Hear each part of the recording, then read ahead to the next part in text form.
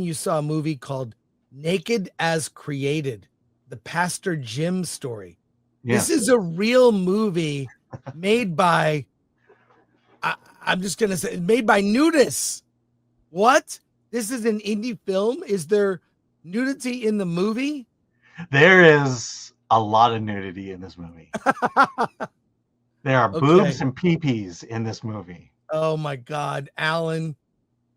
And this okay. First of all, this is an award-this nominated movie from our friend Tim Chisholm. In the category of WTF. Like, yes. How did this movie get made? Yeah. So the story is of it's a true story of Pastor Jim Moore, who is a young minister, just joined a church. He's he works as one of the associate pastors.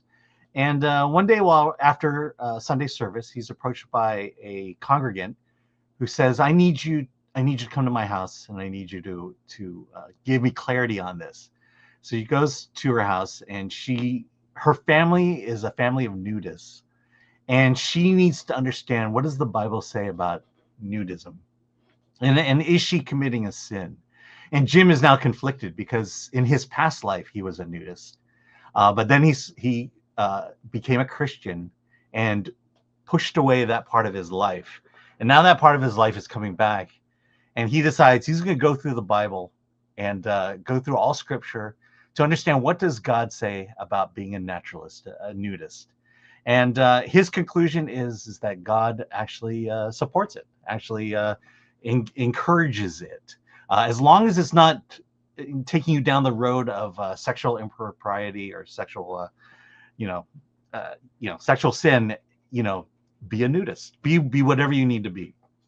And so he decides that there's a nudist resort nearby who needs a pastor, and throughout the course of the film, it's him becoming the pastor of this nudist resort and dealing with the backlash from his current church, feeling betrayed that this nudist now is a part of our pastor. Of course not. And so there's all that tension there. So if you've ever seen one of Tim's movies, it's very low budget, and you'll see it in there. I believe it was filmed, they had to reshoot, find a new location after the fires. So, and then also, I don't think there are a lot of, A-list actors who A, want to do a Christian film, and B, want to do it as a nudist. And so your acting quality is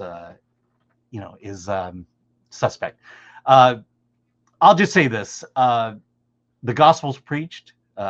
Yes, the main character is naked when he preaches the gospel. You're going to have a very thoughtful biblical discussion throughout the film. But everyone's naked, and that's why we got it in the WTF category. Well, is it good? It's not good nudity. These are just average people being naked. Yeah. Is that right? Sydney Sweeney is not in this movie.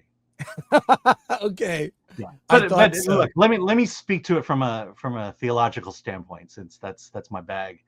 In terms of its theology about nudism and naturalism, you have to be careful to not read the Bible and interpret verses to support your viewpoint.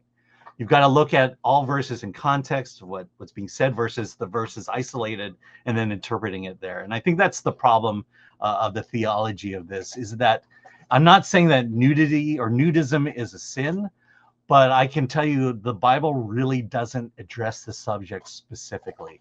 It does address lust and sexual immorality, but as far as I've read the Bible many times, I've studied the Bible, in terms of saying that yes, God is absolutely for nudism.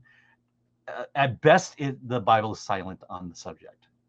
So, well, this is the first faith-based nudist film we've ever reviewed on the show, and Sons of Shadows has a legit question. Sons and Shadows asks, did this movie get a rise out of you? Yes, like Easter.